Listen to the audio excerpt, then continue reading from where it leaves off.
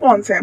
तो 2.1 का जो ये वाला टॉपिक है, ओलंपिक तो आएगा हिस्सा, लेकिन जो पैरा ओलंपिक और विशेष ओलंपिक है ये दोनों रेडियोज हो गए, ये दोनों आपके पेपर में नहीं आएंगे, इससे एक भी क्वेश्चन। तो आपको पढ़ना है 2.1 का सिर्फ ओलंपिक, और 2.2 का पूरा पढ़ना है, और 2.3 और 2.4 का भी पूरा पूरा पढ़ना है। बस आपका 2.1 से पैरा ओलंपिक और विशेष ओलंपिक डिलीट हुआ है। तो चलिए स्टार्ट करते हैं। सबसे पहले 2.1 का जो ओलंपिक है उसके बारे में समझते हैं, वो होता क्या है। तो अब बात करते हैं 2.1 जो कि हमारा है ओलंपिक। ओलंपिक होते क्या है, तो यहाँ पर क्या लिखा है ऊपर हेडिंग में 2.1 की, ओलंपिक प्रतीक, आदर्श, उद्देश्य और मूल्य। बेसिकली इसका मतलब है एंशियंट ओलंपिक गेम। गेम को हम कहते हैं प्राचीन ओलंपिक गेम, जो कि प्राचीन जो पुराने होते हैं, ठीक है, जो पुराने समय से चले आ रहे हैं उसके बारे में समझते हैं कि जो ओलंपिक है वो पुराने जमाने से चला आ रहा है, और वो किसने स्टार्टिंग करी थी, किस तरीके से इसकी शुरुआत हुई ओलंपिक के जो आजकल चल रहे हैं। तो मतलब किस तरीके से संभव हो पाया कि हम आज ओलंपिक को खेल सकते हैं। तो चलिए स्टार्ट करते हैं। तो सबसे पहले जानते हैं ओलंपिक के बारे में, ओलंपिक क्या होता है और ये कब स्टार्ट हुए। तो सबसे फर्स्ट लाइन में लिखा हुआ है, सबसे फर्स्ट पैरा में, प्राचीन समय में लगभग 776 ईसा पूर्व यानी ग्रीस में ओलंपिया नाम की एक जगह पर ईश्वर जियोस की याद में धार्मिक उत्सव मनाते थे, जिसमें सभी ग्रीस वासी एक जगह एकत्रित होकर अपनी एकता और प्रतिभा का प्रदर्शन करते थे। बेसिकली क्या लिखा है इस पैरा में, इसमें ये लिखा है कि जो प्राचीन समय, जो पुराना टाइम था, जो पुराना समय था, उसमें क्या होता था, उसमें लगभग इस डेट के अंदर यानी कि 776 ईसा पूर्व में, ये डेट आपको याद रखनी पड़ेगी। पुराने जमाने में जब 776 ईसा पूर्व का समय था, जब ग्रीस में, ग्रीस एक जगह है, ग्रीस क्या है, एक जगह का नाम है, ग्रीस में एक ओलंपिया नाम की जगह थी, ठीक है, ग्रीस एक जगह का नाम है, और जिसमें ग्रीस के अंदर एक जगह थी जिसका नाम था ओलंपिया। तो ग्रीस में एक जगह जिसका नाम ओलंपिया था, वहां पर ईश्वर जियोस की याद में धार्मिक उत्सव मनाते थे लोग, यानी कि जो क्रिश्चियन होते हैं ना, क्रिश्चियन जो लोग होते हैं, तो जो क्रिश्चियन होते हैं वो अपने गॉड मानते हैं ज्यूस को। आपने सुना होगा क्रिश्चियन अपना गॉड किसको मानते हैं, ईश्वर ज्यूस, यानी कि वो कहते हैं हमारे ज्यूस जो है वो गॉड है। तो वो अपने गॉड ज्यूस की याद में, उनको याद करते हुए वो एक धार्मिक उत्सव मनाते थे, यानी कि फेस्टिवल को सेलिब्रेट करते थे। फेस्टिवल सेलिब्रेशन होता था, यानी कि सारे लोग फेस्टिवल को सेलिब्रेट करते थे। और किस तरीके से सेलिब्रेट करते थे वो ग्रीस में, पूरा जो ग्रीस है वो एक जगह एकत्रित हो जाता था, इकट्ठा हो जाता था, वो थी ओलंपिया नाम की जगह में इकट्ठा हो जाते थे वो सभी लोग। तो वो जो भी, जिनको भी सेलिब्रेशन करना होता था अपने गॉड ज्यूस की याद में, तो वो अपना फेस्टिवल सेलिब्रेट करने ओलंपिया नाम की जगह में इकट्ठा हो जाते थे, जिसमें जो भी सभी ग्रीस वासी हैं वो एक जगह एकत्रित होकर, इकट्ठा होकर अपनी एकता का, अपनी यूनिटी का, और हम कहते हैं अपनी मतलब प्रदर्शन करते थे। वो अपना सेलिब्रेट करते थे फेस्टिवल को, और अपनी एकता का और प्रतिभा का प्रदर्शन भी करते थे। आई होप आप समझ गए होंगे इतना। अब नेक्स्ट पैरा में, इन खेलों का पुनर्प्रवर्तन का श्रेय फ्रांस के पैरी कॉबर्टिन को जाता है। इनके कठोर परिश्रम की वजह से आधुनिक ओलंपिक संभव हो सके, इसलिए इन्हें आधुनिक ओलंपिक खेलों का जन्मदाता भी कहा जाता है। ठीक है, तो इतना समझते हैं। अब इसमें क्या लिखा है, इसमें लिखा है कि इन खेलों, जो ओलंपिक खेल होते हैं, इनकी जो स्टार्टिंग है ना वो किसने करी है, इनके स्टार्टिंग का जो सारा श्रेय जाता है, सारा हम कह सकते हैं सारा प्रॉफिट और जो सारा क्रेडिट जाता है, क्रेडिट किसको जाता है, फ्रांस के पैरी कोबर्टिन को। इसका इन ओलंपिक खेलों का सारा क्रेडिट और सारा जो श्रेय होता है वो इनको जाता है। ये आपको नाम याद रखना पड़ेगा, पैरी कोबर्टिन। अब इन्होंने इतना ज्यादा कठोर परिश्रम किया, इन्होंने इतना ज्यादा हार्ड वर्क किया, इतनी मेहनत करी कि इनकी वजह से ही आधुनिक ओलंपिक संभव हो सके। यानी जो आजकल ओलंपिक चल रहे हैं गेम्स, ओलंपिक गेम्स, इनकी ही वजह से आज हम खेल पाते हैं। ठीक है, जो ओलंपिक गेम आजकल हो पाते हैं वो सिर्फ इनके ही मेहनत की वजह से, सारा जो क्रेडिट है वो इनको ही जाता है। इन्होंने इतना मेहनत की थी इसको स्टार्ट करने में, जब इनकी वजह से ये आधुनिक ओलंपिक संभव हो सके, इसकी स्टार्टिंग हो सकी पैरी कोबर्टिन की वजह से। अब यहाँ पर लिखा है, इसलिए इन्हें, हाँ, इसलिए क्या है, इनको क्या कहा जाता है, इनको ओलंपिक खेलों का जन्मदाता भी कहा जाता है, कि ओलंपिक खेलों का जन्म इन्होंने दिया, यानी कि स्टार्टिंग भी इन्होंने की है। तो इसलिए कहा जाता है कि जो पैरी कोबर्टिन है ना, ये जन्मदाता है ओलंपिक खेलों के। अब नेक्स्ट लाइन में है, सन 1896 में एथेंस ग्रीस में पहली बार आधुनिक ओलंपिक आयोजित कराए गए, यानी कि ग्रीस में एक जगह है एथेंस, एथेंस, और जो ग्रीस में एथेंस नाम की जगह है उसमें पहली बार आधुनिक ओलंपिक आयोजित कराए गए, यानी कि सबसे पहली बार ओलंपिक की स्टार्टिंग हुई। ठीक है। और सबसे पहले आधुनिक ओलंपिक कहाँ स्टार्ट कराए गए? ग्रीस में। ग्रीस की कहाँ पर? एथेंस में। और कब स्टार्ट कराए गए? 1896 में। ठीक है, आप समझ गए होंगे सबसे पहली बार कहाँ हुए? ग्रीस के एथेंस में 1896 में। तब अब हर 4 साल बाद इन खेलों का आयोजन होता है, यानी कि अब ओलंपिक खेल हर साल नहीं खेले जाते, हर 4 साल बाद इसका आयोजन होता है। यानी जैसे 2020 में ओलंपिक होने थे, अब जैसे 2020 में अगर ओलंपिक होते, क्यों नहीं हो पाए 2020 में? क्योंकि कोविड की वजह से, कोरोना आ गया था, इस वजह से नहीं हो पाए, वो पोस्टपोन हो गए थे। तो अब क्या हुआ, 2020 में अगर हो जाते ओलंपिक तो अब फिर नेक्स्ट ईयर कब होते हैं? 2024 में होते हैं। यानी कि हर 4 साल बाद, जैसे लीप ईयर आता है ना हर 4 साल बाद, इसी तरीके से ओलंपिक भी हर साल नहीं होते, हर 4 साल बाद खेले जाते हैं। ठीक है। अगले ओलंपिक, अब देखो ये अगले ओलंपिक की बात कर रहे हैं, बुक ये पहले की छपी हुई है, पब्लिश पहले की हुई है। तो इसमें लिखा हुआ है अगले ओलंपिक 2020 में टोक्यो, टोक्यो यानी जापान जो है उसमें निर्धारित हुए हैं। यानी कि अगले ओलंपिक जो है वो 2020 में होने थे।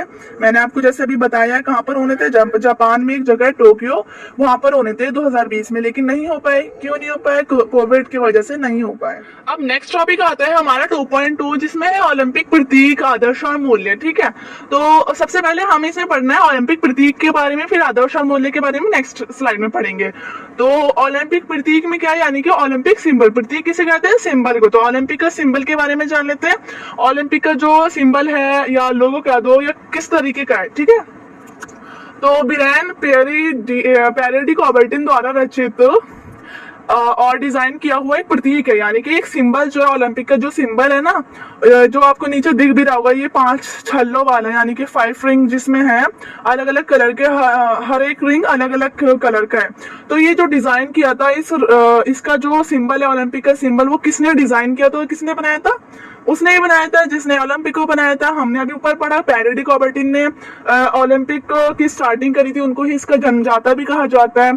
तो इन्होंने ही इसको डिजाइन भी किया था, यानी ओलंपिक उन्होंने बनाया तो इसका सिंबल भी उन्होंने ही रचित किया, उन्होंने ही इस सिंबल को डिजाइन किया, पेरेडी कॉबर्टिन ने।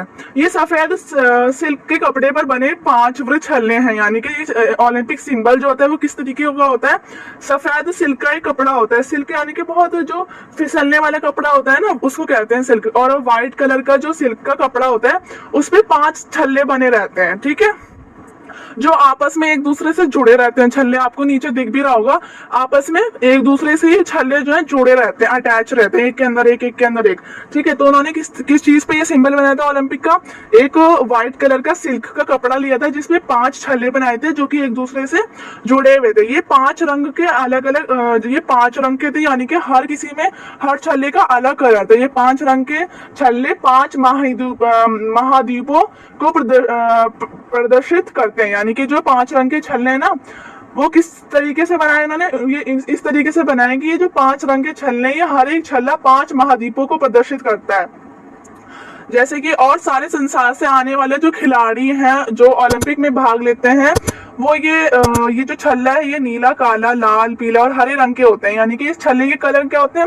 सबसे फर्स्ट कलर होता है नीला, सेकंड होता है फिर काला, मतलब ऊपर वाले जो होते हैं वो काला होता है, फिर ऊपर लाल होता है, फिर जो नीचे वाले 2 बचे रहते हैं वो एक पीला होता है, और फिर सेकंड जो है नीचे वाला वो हरे रंग का होता है। तो ये 5 रंग के छल्ले होते हैं। और जो सारे संसार, अब ये अलग अलग कलर के क्यों बनाए? क्योंकि ये 5 महाद्वीपों को प्रदर्शित कर रहा है। और ओलंपिक में क्या होता है, सारी दुनिया के, यानी कि पूरे संसार के खिलाड़ी आ जाते हैं। जो भी इसमें भाग ले रहा है, किसी भी जगह का हो सकता है, किसी भी कंट्री का हो सकता है वो, इसलिए इस तरीके से उसको डिजाइन किया गया ताकि इसमें हर कोई आ सके। और सिंबल इस तरीके का होना चाहिए कि पूरे वर्ल्ड को वो कर रहा है, इसलिए 5 महाद्वीप इसमें आ गए हैं छल्ले के अंदर। 5 महाद्वीपों को ये प्रदर्शित करता है ये छल्ला, जो क्रमशः अमेरिका, 5 महाद्वीप कौन कौन से? अमेरिका, अफ्रीका, ऑस्ट्रेलिया, एशिया और यूरोप, यही तो 5 महाद्वीप हैं। अब जैसे देखो, अमेरिका का जो हो गया वो नीला वाला है, अफ्रीका का काला वाला, ठीक है, और ऑस्ट्रेलिया का लाल वाला, और एशिया का ये पीला वाला, और यूरोप का जो है वो हरा वाला। तो ये 5 कंट्री के नाम है, ये आप याद रखिएगा, इनके कलर और इनके नेम। ताकि किसी भी कंट्री से, अफ्रीका से, ऑस्ट्रेलिया, एशिया, यूरोप, अमेरिका, किसी भी कंट्री से खिलाड़ी प्लेयर खेलने आ जाए ओलंपिक, तो उसको ऐसा ना लगे कि ये हमारे कंट्री का नहीं है। ये मतलब सारे संसार के हिसाब से उन्होंने पैराबैटिक ओवरटीन ने उसको इस तरीके से डिजाइन किया है कि इसमें कोई भी प्लेयर खेलने आ जाए तो उसको अलग सा ना लगे, उसको ऐसा ही लगे कि हाँ ये सबका है। यानी कि जो ओलंपिक गेम होते हैं वो सारी कंट्री में होते हैं, और कोई भी प्लेयर इसको आ जाए तो उसको सही लगे कि हाँ इसका जो डिजाइन है, इसका जो छल्ला जो है वो हर 5 महाद्वीपों को प्रदर्शित भी कर रहा है। ठीक है, आई होप आप समझ गए होंगे। अब आते हैं नेक्स्ट स्लाइड पर। अब बात करते हैं ओलंपिक मोटो के बारे में कि ओलंपिक मोटो क्या होता है। तो ओलंपिक मोटो जो है वो लैटिन के 3 शब्दों से बना है, यानी कि जो लैटिन भाषा होती है उसी के 3 शब्दों से मिलकर, 3 वर्ड्स से मिलकर ये ओलंपिक मोटो बना हुआ है। अब 3 वर्ड्स कौन कौन से, एक है सिटियस, और सेकंड है अल्टियस, और थर्ड है फर्टियस। तो ये आपको तीनों वर्ड याद रखना है। सर्टियस का मीनिंग होता है तेज दौड़ना, और अल्टियस का मीनिंग होता है ऊंचा कूदना, और फर्टियस का मीनिंग होता है तेज फेंकना। तो ओलंपिक में जो गेम होते हैं उसमें भी तेज दौड़ना, ऊंचा कूदना और तेज फेंकना पड़ता है। तो उसी हिसाब से ये 3 वर्ड से मिलकर बना है सिटियस, अल्टियस और फर्टियस, जिसका मतलब तेज दौड़ना, ऊंचा कूदना और तेज फेंकना होता है। ये आप याद रखिएगा, 1 वर्ड में आ सकता है।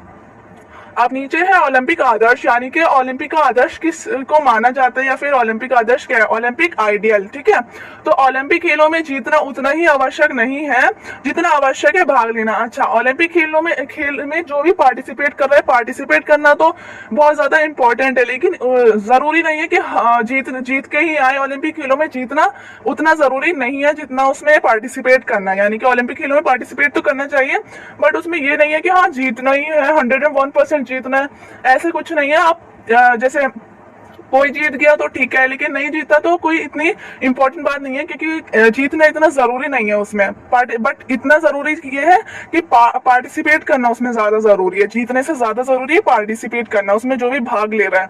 जीवन में सबसे बड़ी बात भाग लेना नहीं है, संघर्ष है। यानी कि जीवन में, हमारी लाइफ में जो सबसे बड़ी बात ये होती है कि हमने भाग लेना नहीं होती जीवन में सबसे बड़ी बात, यानी कि पार्टिसिपेट करना सबसे बड़ी बात नहीं होती, बल्कि सबसे बड़ी बात ये होती है कि संघर्ष है। यानी हम कितनी मेहनत कर रहे हैं उसके लिए। हमने पार्टिसिपेट कर लिया ठीक है, लेकिन हम उसके लिए कितनी मेहनत कर रहे हैं, हमने कितना संघर्ष किया है उसके लिए, कितना हार्ड वर्क किया है हमने।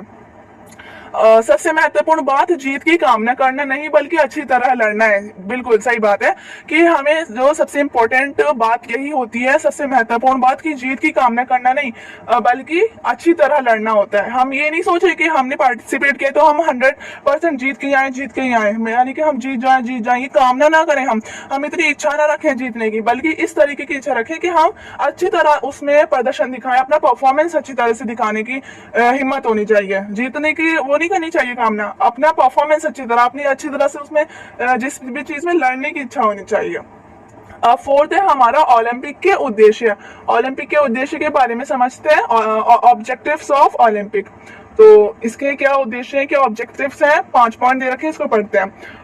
फर्स्ट है प्रतियोगिताओं में निष्ठा, भाईचारा और टीम भावना जागृत करना। बिल्कुल सही बात है कि अगर जैसे ओलंपिक हो रहे हैं तो ओलंपिक में जो भी प्लेयर, खिलाड़ी जो भी पार्टिसिपेट कर रहे हैं उनमें भाईचारा होना चाहिए। टीम जो है, टीम में एक दूसरे से बातचीत होनी चाहिए। उन सभी जो भी टीम होगी उनमें आपस में लड़ाई नहीं होनी चाहिए, भाईचारा होना चाहिए, एकता होनी चाहिए, निष्ठा होनी चाहिए। ठीक है, इसकी भावना जागृत करनी चाहिए, इसके उद्देश्य में आ जाता है। विश्व के सभी राष्ट्रों का ध्यान शारीरिक शिक्षा के कार्यक्रम के मूल्य को समझाने के लिए। अब ये ओलंपिक का जो मेन उद्देश्य क्या हो जाता है, एक तो भाईचारा कायम हो जाए, हर किसी में, हर कंट्री के उसमें भाईचारा बना रहे, आपस में एकता बनी रहे, और जो वर्ल्ड के जो भी अलग अलग राष्ट्र हैं, अलग अलग जो भी स्टेट है, उनमें शारीरिक शिक्षा यानी फिजिकल एजुकेशन के कार्यक्रम के मूल्य को समझाने के लिए, कि फिजिकल एजुकेशन कितनी ज्यादा इंपॉर्टेंट होती है, इसका ये भी एक उद्देश्य हो जाता है ओलंपिक का। युवाओं के व्यक्तित्व, चरित्र, नागरिकता के गुणों का विकास करना, यानी कि जो युवा होते हैं, जो यूथ होते हैं आजकल के, उनके लिए जो ये जवान जवान होते हैं, उनके व्यक्तित्व, उनका जो नेचर है, उनकी जो जैसा वो अपना मतलब हम कह सकते हैं उनकी किस तरीके की भावना है, उनका किस तरीके का नेचर है, उनके गुणों का विकास करना है कि उनका नेचर एक दूसरे से मिल सके, उनमें एकता बनी रहे और उनका नेचर अच्छी तरीके से हो सके कि वो दूसरे कंट्री के लोगों से भी अच्छी तरीके से भाईचारा एकता बना के बात कर सके। और फोर्थ है अंतर्राष्ट्रीय मैत्री भावना व शिक्षा का विकास करना, यानी कि अंतर्राष्ट्रीय मैत्री भावना भी आ जाए, यानी कि जो दूसरे कंट्री के जो लोग होते हैं, जो दूसरी कंट्री के प्लेयर होते हैं, उनसे भी दोस्त बनाने की भावना, मैत्री भावना और उनसे शांति का विकास करना, एकदम उसमें कंट्रोल में रह सकता है। फिफ्थ है खिलाड़ियों में अच्छी आदतों का निर्माण करना, जो प्लेयर्स हैं उनमें अच्छी अच्छी आदत आ सके, एक दूसरे से सम्मान की भावना आ सके, ताकि वे खुशहाल और स्वस्थ जीवन बिता सके। ओलंपिक का एक ये वाला भी उद्देश्य है कि जो भी प्लेयर्स होते हैं, खिलाड़ी जो भी ओलंपिक में भाग लेते हैं, उनमें भाईचारे की भावना, अच्छी आदत आ सके, वो एक दूसरे से घुल मिल के अच्छी तरीके से बात कर सके, अपने से दूसरी कंट्री के लोगों से भी वो अच्छी तरीके से बात कर सके और वो ताकि वो खुशहाल रहें और अच्छा जीवन जी सके और वो स्वस्थ रहे, उनकी हेल्थ सही रहे। ठीक है, अब बात करते हैं ओलंपिक मूल्य के बारे में। तो ओलंपिक मूल्य में क्या है, यदि हम ओलंपिक खेलों के उद्देश्य की तरफ देखें तो पता चलता है कि पैराडी कॉबर्टिन ओलंपिक खेलों के द्वारा मूल्य को विकसित करना चाहते थे। बिल्कुल सही बात है, ओलंपिक आंदोलन के द्वारा निम्नलिखित मूल्यों को विकसित किया जा सकता है। अच्छा, अब बेसिकली इसमें क्या लिखा है, ओलंपिक मूल्य का यह मतलब होता है कि अगर हम ओलंपिक खेलों के जो उद्देश्य हैं, यानी ये क्यों चलाए गए, इसकी तरफ देखें। अभी हमने उद्देश्य पढ़ा क्यों चलाए गए, भाईचारा कायम करने की वजह से खिलाड़ियों में एकता बनी रहे, ताकि वो खिलाड़ी खुशहाल रहें, एक दूसरे की जो कंट्री के लोग हैं, दूसरे कंट्री के लोग, वो आपस में उनमें एकता की, सम्मान की भावना रहे, इसलिए चलाए गए थे। तो उद्देश्य की अगर हम तरफ देखें तो हमें ये पता चलता है कि जो पैराडी कॉबर्टिन है, उन्होंने जो ओलंपिक खेलों की जो स्टार्टिंग करी है, उनके द्वारा उन्होंने जो स्टार्टिंग करी है, उसके द्वारा उन्होंने ये कहा है कि जो मूल्य है जो ना वो विकसित हो जाए, मूल्य को विकसित करना चाह रहे थे वो, इसलिए यानी कि एक कंट्री से दूसरी कंट्री के लोगों में वो एकता बनाना चाह रहे थे। ओलंपिक आंदोलन के द्वारा निम्नलिखित मूल्यों को विकसित किया जा सकता है। ठीक है, अब वो कौन कौन से मूल्य हैं, फर्स्ट है मित्रता बनती है। ठीक है, जैसे ओलंपिक आंदोलन ऐसे कई अवसर प्रदान करते हैं जिनके द्वारा न केवल खिलाड़ियों बल्कि राष्ट्र के मध्य भी मैत्री विकसित होती है, यानी कि मित्र बनते हैं। सबसे पहला मूल्य है कि आपस में जो खिलाड़ी हैं उनमें मित्रता बनती है, वो एक दूसरे को दोस्त बनाते हैं जब वो आपस में मिलते हैं, बातचीत करते हैं। और क्या है, एक कंट्री से दूसरी कंट्री के जो खिलाड़ी होंगे या जो एक कंट्री से दूसरी कंट्री के लोग होंगे, वो भी आपस में अपने अपने अलग अलग कंट्री के लोग, वो भी अपने आपस में मित्रता, फ्रेंडशिप बनाए रखेंगे, अपनी दोस्ती बनाए रखेंगे। तो ये इसमें लिखा है, मैं ज्यादा एक्सप्लेन नहीं कर रही हूँ ताकि इसमें जो है काफी टाइम ना लगे, क्योंकि फिर काफी वीडियो लंबी हो जाएगी। आप खुद लिख सकते हैं इसके बारे में, तो हिंदी में लिखना है, आप आराम से कुछ सोच के लिख सकते हैं, आप एक बार रीड भी कर लीजिएगा इसको। सेकेंड है भाईचारा कायम करना। ओलंपिक आंदोलन से भाईचारे को बढ़ाने में भी मदद मिलती है, यानी कि अगर ओलंपिक आंदोलन होंगे तो क्या होगा, भाईचारा बढ़ेगा, आपस में एक दूसरे को दोस्त समझेंगे, आपस में एक दूसरे से भाईचारा कायम करेंगे, अपने से दूसरे खिलाड़ियों को अपना भाई समझेंगे, उसमें इतनी ज्यादा एकता की भावना आ जाएगी। तो एक तो ये है कि भाईचारे को बढ़ाने में भी मदद मिलती है, क्योंकि वो एक दूसरे के साथ मिलेंगे, एक से दूसरी कंट्री के लोग मिलेंगे, तो उनमें भाईचारा कायम होगा। तो क्या है, अलग अलग राष्ट्र के जो खिलाड़ी हैं वो खेलने आते हैं, तो आपस में वो मिलते हैं, एक दूसरे के साथ मिलजुल कर रहते हैं, तो उनमें क्या होगी, उनमें एकता की भावना आएगी, तो इस वजह से इनमें भाईचारा भी कायम होगा। थर्ड है निष्पक्ष खेल। अब इसमें क्या है, ओलंपिक खेल निष्पक्षता पूर्वक खेलों के अवसर को बढ़ाते हैं। ये खेल न्याय पर आधारित होते हैं, यानी कि बिल्कुल न्याय पर आधारित होते हैं, बिल्कुल इंसाफ पर आधारित होते हैं ये वाले खेल, इसलिए प्रत्येक खिलाड़ी जो है या जो एक पर्टिकुलर हम कह सकते हैं पर्सन जो कि प्लेयर है और एक पर्टिकुलर टीम, उनके साथ न्याय होना चाहिए, उनके साथ कोई ऐसी चीज नहीं होती ओलंपिक में जो न्याय ना हो, जिसमें कोई इंसाफ ना हो, यानी कि बिल्कुल इंसाफ को देखा जाता है, बिल्कुल सही तरीके से जो जीता है उसको ही करा जाता है, जो हारा है उसको टीम से, ऐसा होता है। मतलब बिल्कुल ऐसी बात कुछ नहीं होती जिसमें उनको न्याय ना मिल रहा हो। ठीक है, हर चीज में उनको न्याय मिलता है, कोई न्याय पर ही आधारित होते हैं वो पूरे। इसलिए प्रत्येक खिलाड़ी और टीम के साथ न्याय होना चाहिए। हर टीम पर नियमों व नियमों के निष्पक्ष रूप से लागू करना चाहिए। नियम के अकॉर्डिंग देखा जाता है कितने क्या रूल्स एंड रेगुलेशन है, उसी के अकॉर्डिंग देखा जाता है कि कौन सी टीम जीती है, किसको क्या करना है। ठीक है, किसी टीम तथा खिलाड़ी की तरफ किसी प्रकार का झुकाव नहीं करना चाहिए कि किसी टीम की तरफ बहुत ज्यादा झुकाव हो जाए या किसी की कोई टीम चाहिए तो उसको जिता दे, ऐसा कुछ नहीं होता। खेल अधिकारियों की कथनी व करनी एक होनी चाहिए, यानी कि क्या जो खेल के अधिकारी हैं, जो मतलब हम कह सकते हैं जो कोच हैं, कोच यानी कि जो गेम्स खिलाते हैं, उनके जो कोच हैं वो बिल्कुल एकदम सही तरीके से करते हैं कि उनमें न्याय हो जाए, टीमों में कोई ऐसा अन्याय ना हो। अब फोर्थ है हमारा भेदभाव से मुक्ति, यानी कि अगर किसी में भेदभाव है तो उससे मुक्ति भी मिलती है। कोबर्टिन द्वारा सुझाए गए उद्देश्यों में ये कहा गया है कि जाति, नस्ल व धर्म के आधार पर किसी प्रकार का भेदभाव नहीं होना चाहिए। यानी कि ओलंपिक खेल जो है वो भेदभाव से मुक्ति के गुण को बढ़ाते हैं। यानी कि इसमें क्या लिखा हुआ है, मैं पूरा नहीं पढ़ रही हूँ, आप पढ़ लीजिएगा, अगर आपको पढ़ना है आप खुद भी लिख सकते हैं अगर एग्जाम में आ जाता है। वैसे तो वन वर्ड वाले आएंगे तो आपको काफी ज्यादा हेल्प मतलब सही रहेगा अगर आप पढ़ लेते हैं तो इसमें क्या है, भेदभाव से मुक्ति होती है। भेदभाव यानी कि अगर किसी जाति, किसी धर्म में कोई ऐसा इंसान है जो अपनी जाति के मानता है कि हाँ मेरी जाति बहुत अच्छी है और किसी दूसरी की जाति बहुत बुरी है, या फिर वो ऐसा मानता है कि हाँ मेरा धर्म अच्छा है और दूसरे का धर्म बुरा है, लेकिन जब वो ओलंपिक में आता है, वो गेम खेलता है, तो उसमें किस तरीके की भावना होती है, उसमें होती है एक दूसरे की जाति, एक दूसरे के धर्म, किसी प्रकार का भेदभाव नहीं होता वहां पर। यानी कि अगर ऐसा नहीं होता कि हाँ कि किसी जाति को जो है वो बहुत ज्यादा उच्च दर्जा दे दिया जाए और किसी धर्म को बहुत उच्च दर्जा दे दिया जाए, और दूसरे धर्म के जो दूसरे जाति के या दूसरे धर्म के जो लोग होंगे उनको जिताया ना जाए या उनको पार्टिसिपेट नहीं करना चाहिए, भाग लेने में पाबंदी हो, ऐसा कुछ नहीं होता। इसमें हर कोई भाग ले सकता है। इसमें जाति, धर्म, इस पर बिल्कुल भेदभाव नहीं होता। भेदभाव से बिल्कुल मुक्त होते हैं ये जो ओलंपिक गेम होते हैं, क्योंकि जो प्लेयर्स होते हैं वो अलग अलग, उनसे अलग अलग धर्म के होते हैं, अलग अलग जाति के होते हैं, अलग अलग कंट्री से होते हैं, बिलोंग करते हैं, अलग अलग नस्ल से बिलोंग करते हैं, तो इसलिए उनमें किसी प्रकार का भेदभाव नहीं होता वहां पर। और इस तरीके से खेला जाता है कि सब बस एक है, सब में एकता बनानी होती है, भेदभाव को बिल्कुल दूर रखा जाता है इनमें। फिफ्थ है उत्कृष्टता। तो इसमें क्या होता है, ये मूल्य प्रत्येक व्यक्ति को खेल मैदान पर या मैदान से बाहर भी अपना अच्छा प्रदर्शन दिखाने के लिए प्रोत्साहित करता है।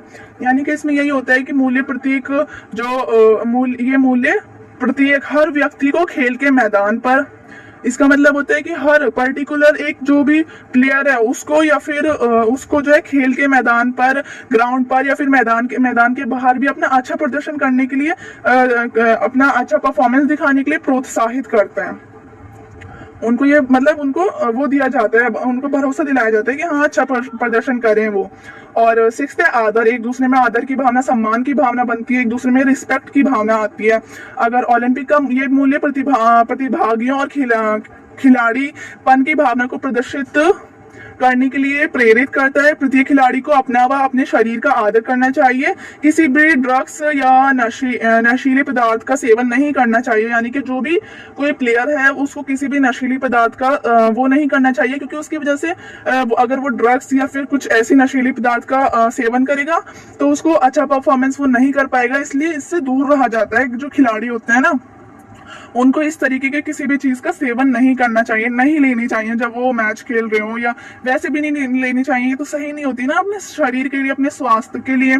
तो यही है कि ओलंपिक जो भी खिलाड़ी होते हैं उनको इस तरीके की चीजों का सेवन नहीं करना चाहिए, और उनको अपनी जो हेल्थ है, अपनी जो स्वास्थ्य है उसको बिल्कुल अच्छा मेंटेन रखना चाहिए। उनको अपनी हेल्थ का ध्यान रखना चाहिए ताकि वो अच्छा प्रदर्शन दिखा पाए, अपना परफॉर्मेंस अच्छा कर पाए।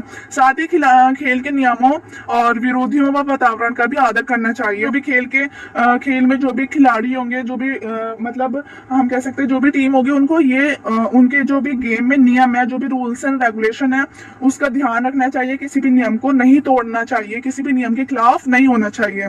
और हर चीज की हर नियम का, हर वातावरण जो भी वहाँ जिस तरीके का इन्वायरमेंट होगा उसमें रहना चाहिए, उसमें घुल मिलना चाहिए, अपनी नहीं चलानी चाहिए। और जो भी वहाँ के रूल्स हैं, रेगुलेशन है, उन पर ध्यान देना चाहिए ताकि वो सारे रूल्स एंड रेगुलेशन माने और उनकी परफॉर्मेंस भी अच्छी हो सके। अब बात करते हैं अपना नेक्स्ट, जो कि हमारा 7th है, लास्ट है, मूल्यों के बारे में मित्रता, भाईचारा, निष्पक्ष खेल या भेदभाव से मुक्ति। तो इसमें ये कहा जा सकता है कि ओलंपिक आंदोलन इस मूल्य के विकास में महत्वपूर्ण भूमिका निभाते हैं।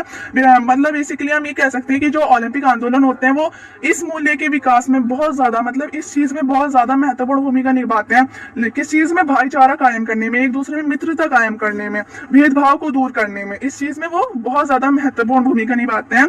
लेकिन ओलंपिक खेलों का एक नकारात्मक पहलू भी है, लेकिन एक नेगेटिव भी है, नेगेटिविटी भी है इसमें एक ओलंपिक खेलों में। अब वो क्या है जो देखने में आया है कि ऐसा प्रतीत होता है कि पैराडी कॉबर्टिन के सपने साकार होते प्रतीत नहीं हो रहे हैं, कि उनके जो सपने थे कि सब में भाईचारा, मित्रता कायम हो जाए, भेदभाव ना रहे किसी भी देश के, मतलब किसी भी कंट्री के जो भी प्लेयर्स होंगे, लेकिन इनका जो सपना है वो साकार होते हुए प्रतीत नहीं दिख रहा है। क्योंकि ओलंपिक खेलों में कुछ देश इसलिए भाग लेते हैं ताकि वह खुद को ये सिद्ध कर सके कि वह सबसे ऊपर है। अब देख रहे हैं आप कि मतलब कुछ जो देश हैं वो इसलिए ही पार्टिसिपेट करते हैं, उनका मोटिव यही होता है, मेन मोटिव पार्टिसिपेट करने का, कि वो दूसरे देशों को नीचा दिखा सके और अपने आप को ये दिखा सके कि हाँ हमारा देश बहुत ऊंचा है और हम बहुत ऊंचे अच्छे तरीके से खेलते हैं, और दूसरे देशों को वो नीचा दिखा सके। और जो ये ओलंपिक गेम है उनकी स्टार्टिंग क्यों हुई थी? उनकी स्टार्टिंग इसलिए हुई थी ताकि सब में एकता की भावना बने, भाईचारे की भावना बने। लेकिन जो कुछ देश है वो इस तरीके की बात करते हैं तो ये फिर गलत हो जाता है, इसलिए उनके सपने साकार होते हुए नहीं दिख रहे हैं पैराडी कॉबर्टिन के, इस वजह से। क्योंकि कुछ देश जो हैं वो अपना मोटिव वो यही रखते हैं भाग लेने का, पार्टिसिपेट करने का ओलंपिक में, ताकि वो खुद को बहुत ज्यादा ऊंचा दिखा सके और अपने आप को सबसे ऊपर सिद्ध कर सके, और जो दूसरे देशों के आगे वो बहुत आगे आ सके कि हमारा देश बहुत अच्छा है, सबको वो नीचा कर दें। इन मूल्यों के लिए ये भी एक झटका है जब 1980 के मास्को ओलंपिक व 1983 के लॉस एंजेलिस ओलंपिक में विश्व के कुछ देशों ने बहिष्कार किया था। उपरोक्त मूल्यों को विकसित करने में ओलंपिक फेल हो चुका था। यानी कि ओलंपिक क्या फेल हो चुका था? इन मूल्यों को, मित्रता, भाईचारा, इसकी स्टार्टिंग इसलिए हुई थी कि भाईचारा कायम हो सके। लेकिन ये कुछ कंट्री के जो लोग थे, कुछ देश के लोग, वो इस तरह की हरकत करने लगे, अपने देश को ऊंचा दिखाने लगे, तो इसलिए ये कायम नहीं हो सका, ये फेल हो चुका। ओलंपिक का जो मकसद था ना वो अभिव्यक्ति रखनी चाहिए, यानी कि हमें पॉजिटिविटी रखनी चाहिए अपने ओलंपिक आंदोलनों की तरफ, ताकि इन मूल्यों को विकसित किया जा सके, ताकि जो पैराडी कॉबर्टिन के जो मूल्य हैं, जिन्होंने जो उनके उद्देश्य ओलंपिक को चालू रखने के, कि भाईचारा कायम हो सके, एकता कायम हो सके, किसी भी चीज के भेदभाव ना रहे, भेदभाव से मुक्ति रहे, इस चीज को हम बढ़ावा दे सके, उनका सपना हम साकार कर सके, इस तरीके की हमें भावना रखनी चाहिए। और ओलंपिक आंदोलन की तरफ हमें पॉजिटिविटी रखनी चाहिए, ताकि जो उनके सपने थे उनको हम विकसित कर सके, उनको बढ़ा सके। अब बात करते हैं अपना नेक्स्ट टॉपिक, जो कि हमारा 2.3 अंतर्राष्ट्रीय ओलंपिक संघ। तो इसके बारे में समझते हैं कि जो इंटरनेशनल ओलंपिक कमेटी होती है वो कब स्टार्ट हुआ है और उसके किसने स्टार्टिंग करी और उसके क्या क्या काम होते हैं। तो अंतर्राष्ट्रीय ओलंपिक यानी कि जो इंटरनेशनल ओलंपिक्स होते हैं उसके बारे में समझते हैं। ओलंपिक खेलों को पुनर्जीवित करने का जो उद्देश्य है वो 23 जून यानी कि 23 जून 1896 ईस्वी को बैरन डी कॉबर्टिन द्वारा अंतर्राष्ट्रीय ओलंपिक संघ की स्थापना की गई। बेसिकली आप ये समझिए कि जो पहले ओलंपिक चलते थे ना, यानी कि जो प्राचीन ओलंपिक थे उसको बंद करवा दिया गया था। यानी जो पहले के ओलंपिक चलते थे उसको कोई वहां पर राजा आया और उसने उसको अच्छा नहीं लगा और उसने क्या करा, उस ओलंपिक को बंद करवा दिया। बट पैराडी कॉबर्टिन ने क्या करा, इन्होंने इतनी मेहनत करी और इनकी मेहनत की वजह से इन्होंने दोबारा से इसको पुनर्जन्म दिया, यानी कि ओलंपिक को दोबारा से स्टार्ट किया। यानी जो आज आधुनिक ओलंपिक चलते हैं वो सिर्फ जो सारा क्रेडिट है वो इनको ही जाता है, दोबारा से स्टार्टिंग इन्होंने की थी। अब जो पहले ओलंपिक थे वो कब, जो प्राचीन ओलंपिक थे, हमने पढ़ा था ऊपर कि 776 ईसा पूर्व में स्टार्ट हुए थे, यानी कि 776 में। बट जो 776 वाले जो ओलंपिक थे वो तो स्टार्ट हुए, लेकिन वो किसी शासक ने, कोई राजा आया वहां पर और उसने बंद करवा दिया। उसको अच्छे नहीं लगे कि सब में भाईचारा बने रहे, क्या हुआ, उसने बंद करवा दिया। लेकिन फिर क्या हुआ, फिर पैराडी कॉबर्टिन ने बहुत ज्यादा संघर्ष किया, बहुत मेहनत करी, दोबारा से इसको स्टार्ट किया। और कब स्टार्ट किया, 23 जून 1894 ईस्वी को। ठीक है, ये आपको याद रखनी है डेट। कहीं कहीं 1894 होता है, कहीं 1896 भी होता है, तो आप इसमें कंफ्यूज नहीं होइएगा। तो ये वाली डेट है 23 जून 1894, इसमें इसकी स्टार्टिंग हुई दोबारा से। पुनर्जन्म हुआ, रीबर्थ हुआ ओलंपिक का, इंटरनेशनल ओलंपिक का। और वो किसने किया? पैराडी कॉबर्टिन ने। और उनके द्वारा अंतर्राष्ट्रीय ओलंपिक संघ की स्थापना की गई, इनके द्वारा ही इसकी स्थापना हुई। इस संघ का जो मुख्य उद्देश्य होता है, इस कमेटी का जो मुख्य मोटिव होता है, हम ये कह सकते हैं उसका जो मोटिव है वो यही है कि इसका दोबारा से विस्तार हो, ओलंपिक दोबारा से स्टार्ट किए जाए और आधुनिक ओलंपिक खेलों का आयोजन करना था। यानी जो आज के ओलंपिक चलते हैं ना, उसकी स्टार्टिंग करनी थी, इसका मकसद अंतर्राष्ट्रीय ओलंपिक का। आज अंतर्राष्ट्रीय ओलंपिक समिति की आधुनिक ओलंपिक खेलों की गवर्नर बॉडी, यानी कि जो अंतर्राष्ट्रीय ओलंपिक कमेटी है ना, इंटरनेशनल ओलंपिक कमेटी, उसकी जो आधुनिक हम कह सकते हैं आज की जो ओलंपिक है, यानी कि जो आज के ओलंपिक खेल होते हैं, उसकी गवर्निंग बॉडी है वो अंतर्राष्ट्रीय ओलंपिक संघ। क्योंकि उसी के द्वारा स्टार्ट हुए अंतर्राष्ट्रीय ओलंपिक के द्वारा ही तो आज हम ओलंपिक खेल पा रहे हैं। उन्होंने स्टार्ट किए थे जब तो आज ओलंपिक चल रहे हैं आज के टाइम में, तो इसलिए वो उसको कहते हैं कि वो गवर्निंग बॉडी है इसकी, अंतर्राष्ट्रीय ओलंपिक समिति आधुनिक ओलंपिक खेलों की। अब नेक्स्ट लाइन में है अंतर्राष्ट्रीय ओलंपिक संघ का जो मुख्यालय वो कहाँ पर है? स्विट्जरलैंड में, स्विट्जरलैंड के लोसाने में। स्विट्जरलैंड एक जगह है, स्विट्जरलैंड में एक क्या है, एक स्टेट है, एक जगह है जिसका नाम है लोसाने। तो लोसाने में क्या है? अंतर्राष्ट्रीय ओलंपिक संघ का मुख्यालय है। इंटरनेशनल ओलंपिक का जो हम कहते हैं, इस इंटरनेशनल ओलंपिक का जो है मुख्यालय किसमें है? स्विट्जरलैंड के लोसाने में। ये आपको याद रखना है, वन वर्ड में पूछा जा सकता है। इस समिति में 105 सक्रिय सदस्य होते हैं और 32 मानद सदस्य होते हैं। तो ये भी आपको याद रखना है, सक्रिय सदस्य और मानद सदस्य। ठीक है। अब बात करते हैं अंतर्राष्ट्रीय ओलंपिक जो समिति है वो अलग अलग समितियों के साथ कार्य करती है, अलग अलग समिति के साथ। यानी कि जो अंतर्राष्ट्रीय ओलंपिक कमेटी है वो किस किस के साथ कार्य करती है? प्रबंधन समिति कहते हैं हम मैनेजमेंट जो करती है, यानी जो खेलों को मैनेज करती है, सारा मैनेजमेंट खेलों की जो करती है वो मैनेजमेंट वाली समिति करती है, यानी कि प्रबंधन समिति। प्रबंधन का मतलब ही मैनेजमेंट होता है, तो इससे ही आप नाम से समझ जाएंगे। खिलाड़ियों, राष्ट्रीय ओलंपिक समितियों, अंतर्राष्ट्रीय खेल संघों तथा संयुक्त राष्ट्र जैसी अनेक संस्थाओं के साथ मिलकर, यानी कि अलग अलग संस्थाओं के साथ ये मिलकर कार्य करती है। बेसिकली आप इतना समझे कि इंटरनेशनल ओलंपिक जो कमेटी होती है वो अलग अलग कमेटीज के साथ मिलकर, अलग अलग संघ के साथ मिलकर काम करती है। क्योंकि इतनी बड़ी पूरे विश्व में खेली जाती है, तो अकेले तो ये सारा काम नहीं कर संभाल सकती, तो इसलिए अलग अलग कमेटीज के साथ मिलकर कार्य करती है। अंतर्राष्ट्रीय समिति में विभिन्न देशों के सदस्य शामिल होते हैं, यानी कि हर अलग अलग देश से सदस्य आते हैं और अलग अलग देश के सदस्य जो हैं वो इसमें शामिल होते हैं, जो कि निम्नलिखित प्रकार से हैं। अब बात कर लेते हैं कौन कौन से सदस्य हैं, किस प्रकार से हैं। तो प्रशासनिक बोर्ड, यानी कि जो गवर्निंग काउंसिल है, उसके बारे में बात करते हैं कि कौन कौन से सदस्य शामिल होते हैं। तो अंतर्राष्ट्रीय ओलंपिक संघ के विभिन्न देशों से सदस्य शामिल होते हैं। वर्तमान में यानी कि प्रेजेंट की बात करें तो इसके 15 सदस्य हैं, यानी कि जो अंतर्राष्ट्रीय ओलंपिक चलते हैं उसके टोटल 15 मेंबर हैं। 15 कौन कौन से? एक तो होता है जो सबसे हेड होता है, जिसको हम कहते हैं ना कि स्कूल का प्रिंसिपल है। तो इसी तरीके से अंतर्राष्ट्रीय जो ओलंपिक होते हैं उसका एक अध्यक्ष होता है, अध्यक्ष यानी एक प्रेसिडेंट होता है, ठीक है, जिसको प्रधान कहा जाता है, प्रेसिडेंट कहा जाता है। उसके बाद 4 उपाध्यक्ष होते हैं। उपाध्यक्ष यानी जो प्रेसिडेंट से छोटे होते हैं, जिसको उपाध्यक्ष यानी कि उप प्रधान या वाइस प्रेसिडेंट कहा जाता है। ठीक है, कहते हैं ना ये हमारे स्कूल के प्रिंसिपल है, ये वाइस प्रिंसिपल है, यानी उससे छोटे वाले हैं। इसी तरीके से यहाँ पर एक प्रेसिडेंट होता है, एक प्रेसिडेंट होगा और उसके 4 वाइस प्रेसिडेंट होते हैं। तो ये 5 हो गए, तो 15 किस तरीके से? 10 कौन है? 10 कार्यकारी सदस्य होते हैं। ठीक है, कार्यकारी सदस्य वो 10 होते हैं। तो ये कितने हो गए? टोटल 15 हो गए। 15 सदस्य होते हैं प्रेजेंट में अंतर्राष्ट्रीय ओलंपिक कमेटी के। एक कौन? एक प्रेसिडेंट, प्रधान और 4 उसके वाइस प्रेसिडेंट यानी कि उप प्रधान और 10 कार्यकारी सदस्य। तो 10, 4 और 1 कितने हो गए? 15 हो गए टोटल सदस्य। तो बात करते हैं प्रधान के बारे में, यानी प्रेसिडेंट के बारे में।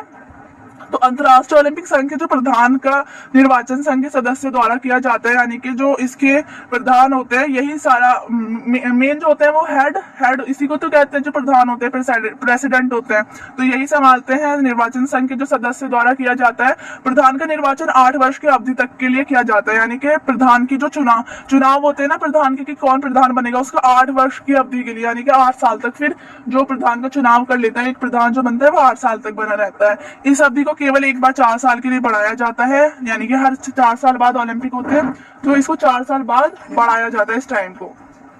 अब सेकंड बात करते हैं उप प्रधान, यानी कि जो जिसको हम उपाध्यक्ष या फिर वाइस प्रेसिडेंट भी कहते हैं। तो इसमें क्या होता है, अंतर्राष्ट्रीय ओलंपिक संघ में 4 उप प्रधान होते हैं। एक तो प्रधान हो गया, लेकिन उसके 4 वाइस प्रेसिडेंट यानी उप प्रधान 4 होते हैं। ये संघ के सदस्यों के लिए निर्वाचित, संघ के सदस्यों के द्वारा निर्वाचित किए जाते हैं। जो संघ के यानी कि कमेटी के जो भी मेंबर है ना, वही इनको चुनते हैं कि उप प्रधान किसको बनना चाहिए, कौन इस लायक है जिसको वाइस प्रेसिडेंट बना दिया जाए। तो इनका भी चुनाव होता है, इसलिए इनका जो निर्वाचन है, इसका निर्वाचन 4 वर्ष की अवधि के लिए किया जाता है। जो प्रेसिडेंट बनता है वो तो 8 साल के लिए बन जाते हैं, लेकिन जो वाइस प्रेसिडेंट बनता है, उपाध्यक्ष, उप प्रधान, तो ये कितने साल के लिए बनते हैं, 4 साल के लिए बनते हैं। यानी कि एक हर साल जब भी ओलंपिक होते हैं, हर 4 साल बाद तो अलग अलग उपाध्यक्ष बनाए जाते हैं। अब थर्ड है हमारा एग्जीक्यूटिव बोर्ड। आप यहाँ पर देख सकते हैं एग्जीक्यूटिव बोर्ड। अंतर्राष्ट्रीय ओलंपिक संघ के कार्य बोर्ड का चुनाव संघ के विभिन्न सदस्यों देशों द्वारा गुप्त मतदान के आधार पर किया जाता है। यानी कि एक वोट डालते हैं इनके लिए भी। हर किसी का चुनाव होता है, प्रधान का चुनाव होता है, 4 उप प्रधान का चुनाव होता है, प्रेसिडेंट का भी, वाइस प्रेसिडेंट का भी, और इनका भी चुनाव होता है। और इनका चुनाव कौन करते हैं, इनका चुनाव करते हैं अलग अलग देश के सदस्य। अलग अलग देश से इनका चुनाव किया जाता है कि 10 कार्यकारी सदस्य किसे बनाना चाहिए। तो कार्यकारी बोर्ड अंतर्राष्ट्रीय संघ की व्यवस्था तथा इसके कार्य के प्रबंधन के लिए उत्तरदायी होता है।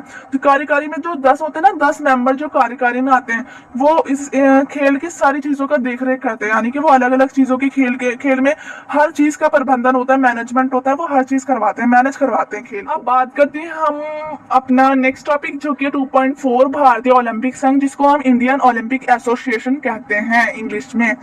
आई होप आपको जो इंटरनेशनल ओलंपिक के बारे में बताया वो अच्छे से आपको समझ आ चुका होगा। मैं कोशिश कर रही हूँ आपको अच्छे से समझ आ सके, बिकॉज ये ऐसा टॉपिक है ना, टॉपिक है फिजिकल एजुकेशन ऐसा है, मैं कोशिश करती हूँ समझाने की, क्योंकि मेरा ये सब्जेक्ट नहीं है, बट मैं फिर भी आपको कोशिश करती हूँ। मैंने चैप्टर 1 अपलोड किया था, थोड़ा अच्छे से समझाया था उसमें आपको, तो काफी बच्चों के कमेंट्स आ रहे थे कि मैम आपने काफी अच्छे से समझाया, तो आप नेक्स्ट चैप्टर भी अपलोड करिए। तो मैंने फिर सोचा कि ठीक है कर देती हूँ, अगर आपको समझ आ रहा है तो। आई होप आपको ये भी समझ आ जाए अच्छे से। मेन मोटिव मेरा यही रहता है कि हर बच्चे को अच्छी तरीके से समझ आ जाए, एक एक डाउट क्लियर हो सके। फिर भी अगर कोई डाउट रहता है आपका, तो आप जरूर कमेंट सेक्शन में आकर अपना डाउट क्लियर कर सकते हैं। लास्ट टॉपिक है हमारा बिल्कुल इंडियन ओलंपिक एसोसिएशन, इसके बारे में समझ लेते हैं, भारतीय ओलंपिक संघ के बारे में, या हम इसको भारतीय ओलंपिक समिति भी कह सकते हैं। ठीक है, भारतीय ओलंपिक एसोसिएशन की जो स्थापना है, यानी कि जो इसकी जो स्टार्टिंग हुई वो कब हुई, 1927 में। 1927 में इसकी स्टार्टिंग हुई, आपको याद रखना है बिल्कुल, क्योंकि वन वर्ड वाले जो क्वेश्चन होते हैं उसमें ऐसे क्वेश्चन जरूर आ जाते हैं। तो जो इंडियन ओलंपिक एसोसिएशन की स्टार्टिंग कब हुई थी, 1927 में। सर किसने करी थी इसकी स्टार्टिंग, सर दोराबजी टाटा ने इस एसोसिएशन की स्थापना करी थी। ठीक है, ये आप याद रखना, 1927 में हुई थी इंडियन ओलंपिक एसोसिएशन की स्टार्टिंग, और किसने करी थी, दोराबजी टाटा ने। इस एसोसिएशन के संस्थापक प्रधान व डॉक्टर नोहरेन महासचिव बने। यानी कि कौन बने थे महासचिव, डॉक्टर नोहरेन इसके प्रधान बने थे, यानी कि प्रेसिडेंट बने थे डॉक्टर नोहरेन। सर दोराबजी टाटा अंतर्राष्ट्रीय ओलंपिक समिति के प्रथम सदस्य भी नियुक्त हुए थे। यानी कि जो पहले सदस्य थे वो दोराबजी टाटा नियुक्त हुए थे।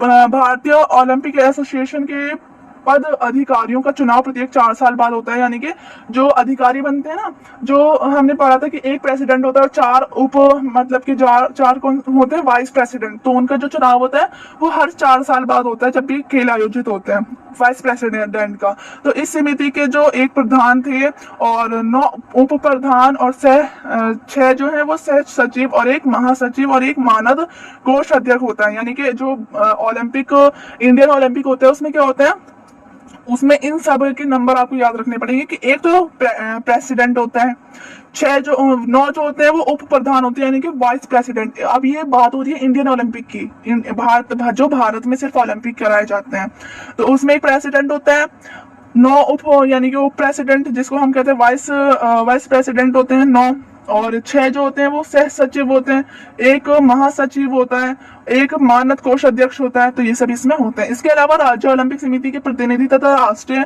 खेल समिति के 12 प्रतिनिधि शामिल होते हैं। इसमें कुछ समय पश्चात मतलब कुछ समय बाद क्या हुआ था, जो सर दोराबजी टाटा है उन्होंने त्याग पत्र दे दिया था, कि उन्होंने ये कह दिया था त्याग पत्र में कि मैं हट रहा हूँ। यानी कि उन्होंने त्याग पत्र दे दिया अपना हटने का।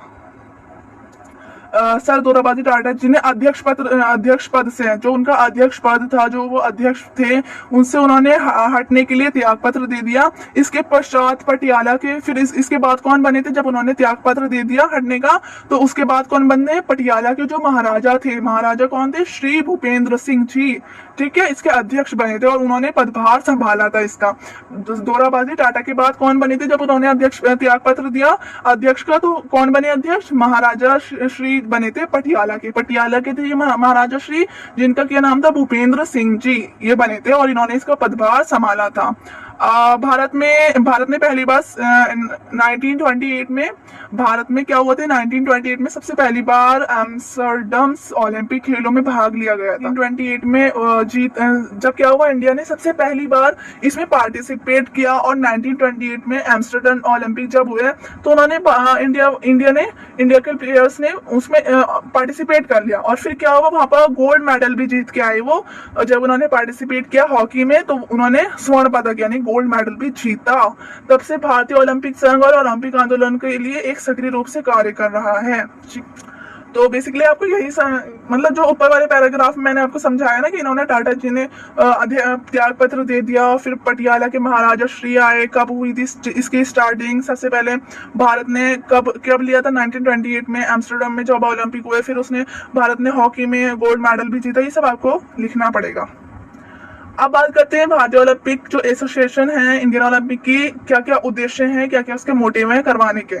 तो भारतीय ओलंपिक एसोसिएशन के जो कार्य हैं, उद्देश्य हैं, वो यही है कि ओलंपिक आंदोलन को बढ़ावा देना। जो ओलंपिक आंदोलन है उसको बढ़ावा देती है, इस वजह से भारतीय ओलंपिक स्टार्ट हुए हैं। तो इसमें बेसिकली ये है, इतने सारे नियम दे रखे हैं, आपको सारे तो लिखने नहीं होंगे, आपको कुछ याद करने पड़ेंगे।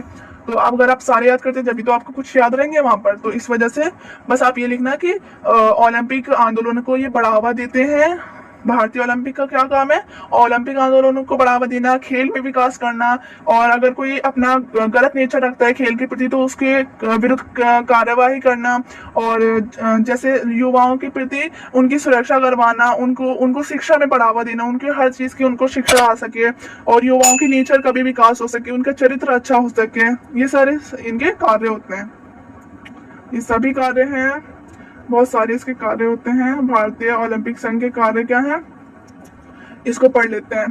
मतलब बेसिकली ओलंपिक का मतलब यही होता है कि किसी भी, जैसे 13 पॉइंट में लिखा हुआ है ना, जाति धर्म रंग के भेदभाव को मिटाना। ओलंपिक का मेन मोटिव यही रहा है हमेशा से कि किसी भी तरह का भेदभाव ना आ सके और हर किसी में, एक से दूसरे देश के लोगों में एकता बनी रहे, यूनिटी बनी रहे, ठीक है। और भारतीय ओलंपिक संघ के कार्य पढ़ लेते हैं। ओलंपिक आंदोलनों को बढ़ावा देना, राष्ट्रीय और अंतर्राष्ट्रीय स्तर पर सभी खेलों का आयोजन करवाना, ये सभी हम पढ़ चुके हैं। बेसिकली यही है हर किसी में। ओलंपिक खेलों में भाग लेने वाले जो खिलाड़ी, उनका नाम से जाना, उन्हें समर्थन देना, सभी संस्थानों को भारत सरकार के बीच तालमेल बनाए रखना, उनमें आपस में जो है अच्छा कनेक्शन बना रहे, राज्यों के विभिन्न खेलों पर नियंत्रण रखने वाले राज्य संस्थाओं, राज्य ओलंपिक संस्थाओं तथा राष्ट्रीय संस्थाओं में संबंध स्थापित करना, यानी कि जो राज्य के अलग अलग खेल के जो खेल में जो नियंत्रण रखती है ना संस्थाएं, कमेटीज, और जो भी अलग अलग संस्था होती हैं, जैसे कि राष्ट्रीय ओलंपिक संस्था या राष्ट्रीय संस्थाओं से संबंधित जो भी अलग अलग संस्थाएं होती हैं, उन सभी पर अपना नियंत्रण रखना, ठीक है। ये सभी इसके कार्य में आ जाते हैं। तो आई होप आपको अच्छे से समझ आया हो। हमारा चैप्टर कंप्लीट हो गया है। वीडियो लंबी हो गई है बट आपको अच्छे से समझ आया है। कोई डाउट हो तो आप कमेंट सेक्शन